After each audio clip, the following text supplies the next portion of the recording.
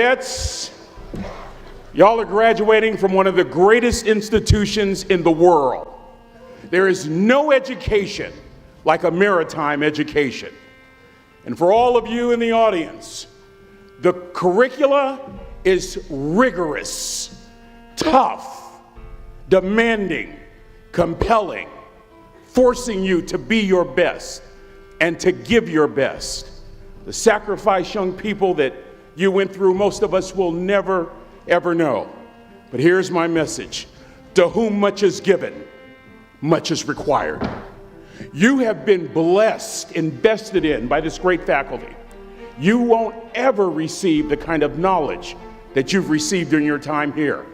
But I wish that you would couple that knowledge with something else. Wisdom. Wisdom from a mother. Wisdom from a father, a grandmother, a grandfather, an uncle, an aunt, a friend, a favorite professor. Wisdom from somewhere. That combination will keep you centered regardless of the turbulence of the sea. That combination will keep you well grounded regardless of the ups and downs of life. That combination will cause you to make an impact, to grow your influence. It was John Maxwell who said leadership is influence, nothing more, nothing less. Your ability to influence people within the sphere of your periphery will determine the impact that you make. Will Cal Maritime graduates make an impact? They make an impact all over the world. Making an impact. It's not about making a nice impression. It's about making an impact. It's about doing your best. I learned how to make an impact from the wisest person I ever met in my life, a third grade dropout. That third grade dropout, the wisest person I ever met in my life, who taught me to combine knowledge and wisdom to make an impact, was my father. My daddy grew up in the piney woods of East Texas, a little town called Huntsville, Texas. After World War II was over, my father decided to be the only one in his family to migrate west. And in the 1950s, he found his way to the San Francisco Bay Area, fell in love with a forklift driver. My father gets a job as a cook, a simple cook. Wisest man I ever met in my life. Just a simple cook. My father, wisest man I ever met in my life, left school in the third grade to help out on the family farm, but just because he left school doesn't mean his education stopped. Mark Twain once said, "I've never allowed my schooling to get in the way of my education." My father taught himself how to read, taught himself how to write, decided in the midst of Jim Crowism, as America was breathing the last gasp of the Civil War, my father decided he was going to stand and be a man. Not a black man, not a brown man, not a white man, but a man. He literally challenged himself to be the best that he could all the days of his life. I want to share something with you. The wisest man I ever met in my life never made it past the third grade, impacted tremendously me and my brother. Growing up right here in Vallejo, this was our family. This academy was our backyard. Going on that training ship and getting lost, sneaking into the pool, going to all the different places for nearly 30 years. This was home. And I want to tell you, I know what it takes to get where you are, and I need you to listen to me very carefully. I have 4 degrees. My brother is a judge. We're not the smartest ones in our family. It's a third grade dropout daddy. A third grade dropout daddy who was quoting Michelangelo when he was a cook at Cal Maritime, saying to us, "Boys, I won't have a problem if you aim high and miss, but I'm going to have a real issue if you aim low and hit." A country mother quoting Henry Ford, saying, "If you think you can or if you think you can't, you're right." You see, it takes knowledge and wisdom combined to grow your influence so that you'll make an impact. You'll be a shipmate that others can count on. I learned that from a third grade drop. Simple lessons. Lessons like these. Son, don't judge people. Son, I've worked at Cal Maritime. You know, I've been all over the world. I've seen good and bad in every shade. Don't judge people. The tendency of a person is to walk away from somebody that's different from them. You stay there and you get to know them. Never judge. Then he dropped Jonathan Swift on me, who said vision is the ability to see the invisible. Don't judge. Another lesson from this third grade dropout. Son, you'd rather be an hour early than a minute late. We never knew what time it was at my house because the clocks were always ahead. We were on Cal Maritime. Come on, somebody. Watch this. My father had the breakfast and lunch shift here at the academy. He had to be at work at 5 o'clock. We lived on Louisiana Street, 15 minutes away. My mother said for nearly 30 years, my father left the house at 3:45 in the morning. One day she asked him, why, Daddy? He said, maybe one of my boys will catch me in the act of excellence. I want to share two things with you. Aristotle said, you are what you repeatedly do. Therefore, excellence ought to be a habit, not an act. Don't ever forget that. The other thing I want to share with you is Harvard Business Review, September 2004. The article is titled Deep Smarts. Here's the thesis. Lecturing, what our universities are based upon, is the worst kind of teaching method, usually. Present company excluded. That if you want to get the intended message across, model the behavior. My daddy, a third grade dropout, a cook, was modeling excellence for his boys, combining academic knowledge and old school wisdom. That's what makes an impact. An impact as you go all over the world. You're not interested in making a nice impression. You want to make an impact. Lesson number 3, be kind to people. He always told us kind deeds are never lost. I get to do a lot of NFL chapels. You see some amazing things with those National Football League players. You see guys that can bench press 200, 300 pounds 20 times. You see folks that are huge, that can run like a deer.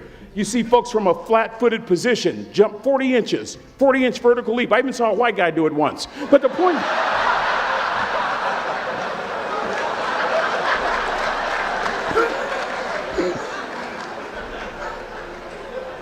You know what stops me in my tracks? When I see one of those rich folks show kindness. It literally stops the world. George Washington Carver said, when common people do common things in uncommon ways, they command the attention of the world. I just described your grandmother. I know you're tough. I know you're seaworthy, but always remember to be kind. Always. Don't ever forget that. Never embarrass mama. Yeah. If mama ain't happy, ain't nobody happy. If daddy ain't happy, don't nobody care. But you know, I'm trying to tell you. Next lesson. Lesson from a cook over there in the galley. Son, make sure your servant's towel is bigger than your ego. I want to remind you, cadets, of something as you graduate. Ego is the anesthesia that deadens the pain of stupidity. Y'all might have a relative in mind you want to send that to. Let me say it again. Ego is the anesthesia that deadens the pain of stupidity. Pride is the burden of a foolish person. You'll never be a great shipmate. You'll never be a great executive. You'll never be a great teammate if it's all about you. You'll never be a great supervisor or council person if it's all about you. You'll never be a great staff member if it's all about you. Rather, make sure that servant's towel is always big. On President Cropper's bookshelf, in his bookshelf, he has every book from Plato's Republic to Lessons in Leadership by Coach Wooden. John Wooden coached basketball at UCLA for a living, but his calling was to impact people. And with all those national championships, guess what he was found doing in the middle of the week? Going into the cupboard, grabbing a broom, and sweeping his own gym floor. You want to make an impact? Find your broom. Every day of your life, you find your broom. You grow your influence that way. That way you're attracting people so that you can impact them. Final lesson. Son, if you're going to do a job, do it right. I don't have to tell you all that, Cal Maritime, and I know grammatically that's not correct. It ought to be do it well, but I like that old school ghetto kind of do it the right way. I'm thinking about a little boy in Los Angeles. All he wants to do is play Little League baseball. His mother can't even afford to buy him a glove. And he eventually plays Little League, and he's really good. And he's so good he gets a scholarship to Cal Poly San Luis Obispo. And he's so good he gets drafted by the San Diego Padres. And he's so good he helps the St. Louis Cardinals win a World Series. And 12 years ago when Ozzie Smith walked into the Hall of Fame, He said during his induction speech, and in part I quote word for word, he said, I've always been told how average I can be.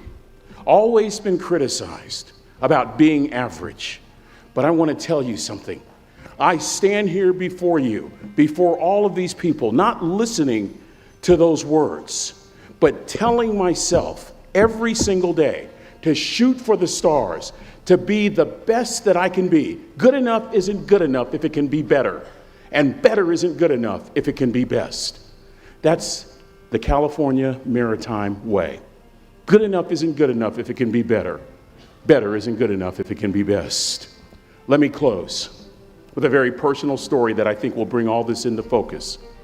Wisdom will come to you in the unlikeliest of sources, a lot of times through failure. When you hit rock bottom, remember this. While you're struggling, rock bottom can also be a great foundation on which to build and on which to grow. I'm not worried that you'll be successful. I'm worried that you won't fail from time to time. The person that gets up off the canvas and keeps growing, that's the person that will continue to grow their influence. Back in the 70s, to help me make this point, let me introduce you to someone. I met the finest woman I'd ever met in my life. Back in my day, we'd have called her a brick house.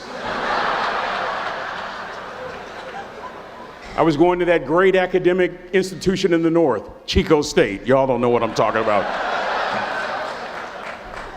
Probably studying really hard. Let me just put it to you like this. I haven't always been a preacher, if you understand what I'm saying. This woman was the finest woman I'd ever seen in my life. There's just one little problem. Back then, ladies didn't like big old linemen.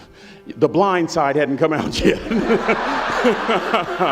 They like quarterbacks and running backs. Any former quarterbacks or running backs here, raise your hands. Why, a couple of you? Punks. Anyway, so we're at this dance, and I find out her name is Trina Williams from Lompoc, California, and we're all dancing, and we're just excited. And I decide in the middle of dancing with her that I would ask her for her phone number. Trina was the first one. Trina was the only woman in college who gave me her real telephone number. The next day, we walked to Baskin & Robbins ice cream parlor. My friends couldn't believe it. This has been 40 years ago, and my friends still can't believe it. We go on a second date, and a third date, and a fourth date. We drive from Chico to Vallejo so that she could meet my parents. My father meets her. My daddy, my hero, he meets her, pulls me to the side and says, "Is she psycho?" But anyway, we go together for a year, 2 years, 3 years, 4 years. By now, Trina's a senior in college. I'm still a freshman, but I'm working some things out. I'm so glad I graduated in 4 terms. Nixon, Ford, Carter, Reagan. So now it's time to propose. So I talked to her girlfriends, and it's California. It's in the 70s, so it has to be outside. Have to have a candle, and you have to have, some chocolate. And listen, I'm from the hood. I had a bottle of Boone's Farm wine. That's what I had. She said yes. That was the key. I married the most beautiful woman I'd ever seen in my life. Y'all ever been to a wedding, and even before the wedding starts, you hear this? How in the world? And it was coming from my side of the family.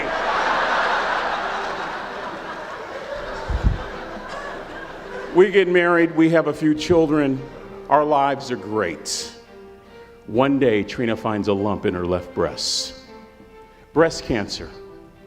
6 years after that diagnosis, me and my 2 little boys walked up to Mommy's casket.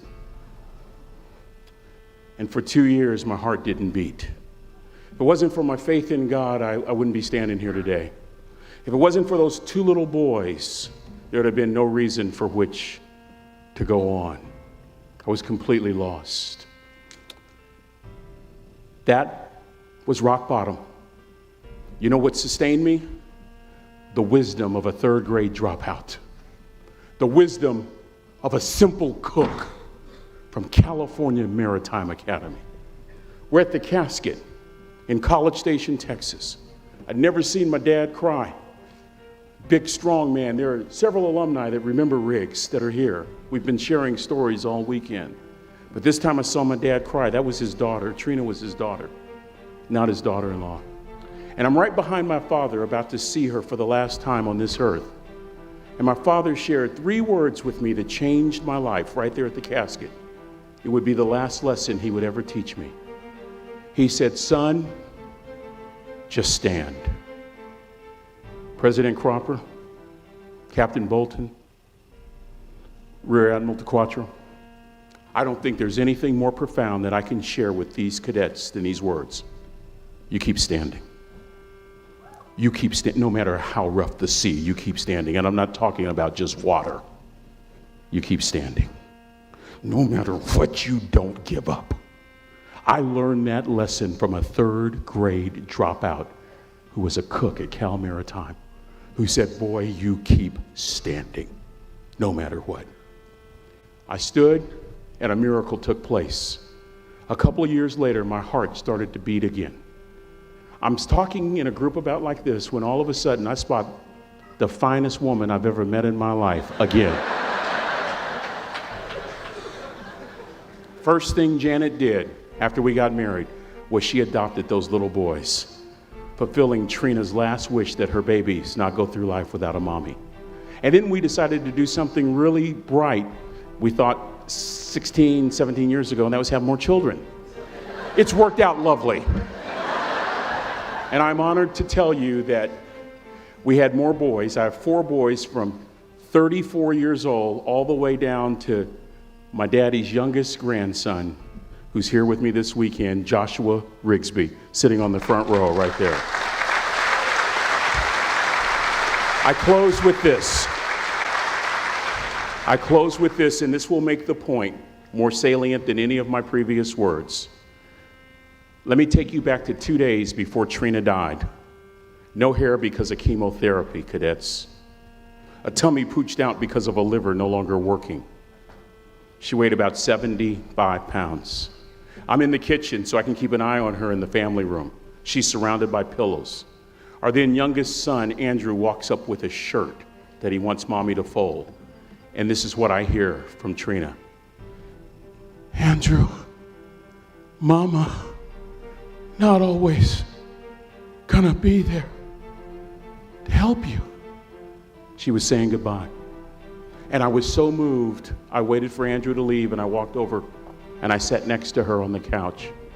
And as clearly as I'm talking to you today, these were some of her last words to me. She looked me in the eye and she said, "It doesn't matter to me any longer how long I live. What matters to me most is how I live." Cadets, I've come here with honor, with bells on, to ask y'all one question, a question that I was asked all my life by a 3rd grade dropout. How you living? How you living? Every day ask yourself that question, how you living? Here's what a cook in the dining center would suggest you to live this way. That you would not judge, that you would show up early, that you'd be kind, that you'd make sure that that servant's towel is huge and used, that if you're going to do something, you do it the right way. That cook would tell you this, that it's never wrong to do the right thing, that how you do anything is how you do everything. And in that way, you will grow your influence to make an impact. In that way, you will honor all those who have gone before you, who have invested in you, from teachers to grandparents to mom and dad. And when you combine that academic knowledge with that wisdom, oh my goodness, you will change the world. So to the class of 2017, it is with great honor that I say all your life, look in those unlikeliest places for wisdom. Enhance your life every day by seeking that wisdom and asking yourself every night, how am I living? May God richly bless y'all. Thank you for having me here.